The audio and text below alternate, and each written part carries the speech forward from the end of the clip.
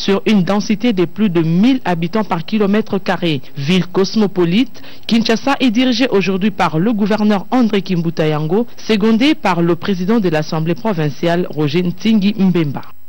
Tout de suite, rendons-nous sur le boulevard Kimbuta où l'avancement des travaux augure de cette artère de grande envergure sera bientôt opérationnel. Tenez, nous sommes déjà le jeudi.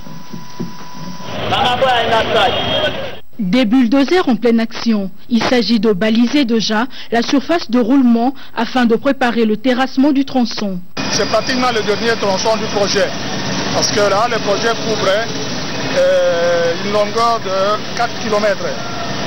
Et nous sommes sur le dernier tronçon où il y a, vous constatez, on est bien sur la place Sainte-Thérèse pour joindre la route Kimbansek. D'ici la semaine prochaine, on va asphalter ce dernier tronçon ici. Il y a plus ou moins 100 mètres et où on a élargi la route, 14 mètres là. Et quand on termine l'enrobé, on appelle l'enrobé, l'asphaltage, il nous restera à peine la signalisation routière. À ce train où s'exécutent les travaux, pas du tout surprenant d'assister à autant d'expressions de bonheur des riverains. On a promis et on a réalisé.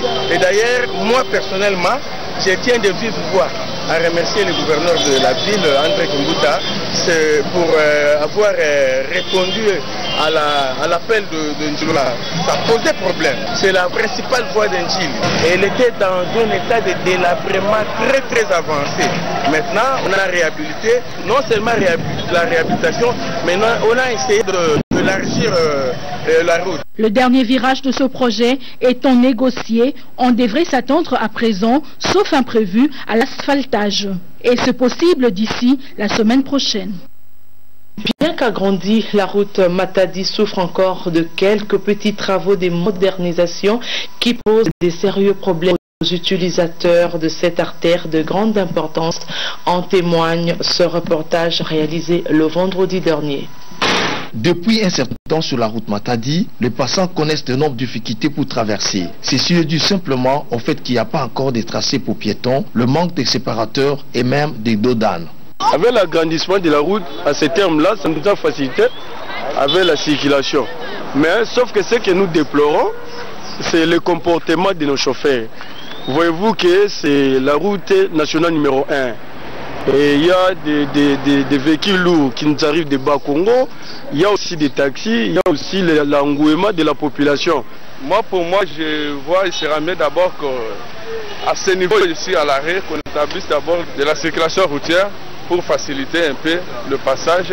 Et puis s'il y a moyen qu'on mette des séparateurs aussi, ça sera mieux pour faciliter aussi le passage. Autre chose, le véhicule n'a pas d'arrêt bus, surtout au niveau de Matadi Kibala. Conséquence, le gros véhicule stationne sur la route et c'est la cause d'énormes embouteillages. Face à cette situation, le chef de parking s'implique pour pallier les problèmes.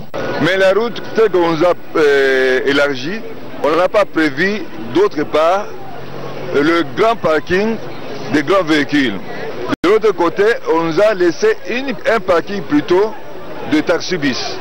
Mais ceux des motards, il n'y en a pas. C'est ça où se trouvent les problèmes.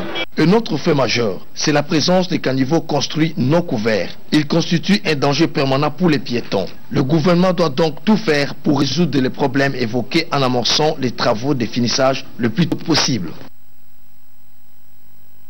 Non à la balkanisation, cette réflexion a constitué le thème majeur de la conférence débat qui s'est tenue hier samedi en la grande salle de l'église Notre-Dame de Fatima. Suivez.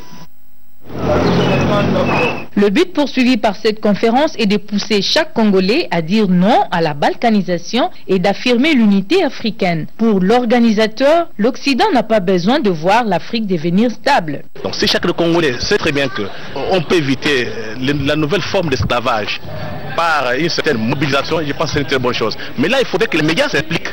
Après débat et échange, quelques participants ont réagi en ces termes. De prendre conscience de lui-même, c'est très important.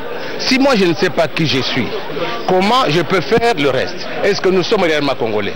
Si nous le sommes, nous devons être fiers de nous affirmer par nos actes, par nos actions, par nos efforts de réflexion, de recherche, des efforts intellectuels, philosophiques et tout ce qu'on peut penser. Lorsque nous avons eu cette deuxième indépendance en 1960, pour la communauté internationale, c'était une sorte de coup d'État. Parce que la gestion du Congo a été confiée par le gouvernement, d'abord par Léopold II, ensuite par le gouvernement belge.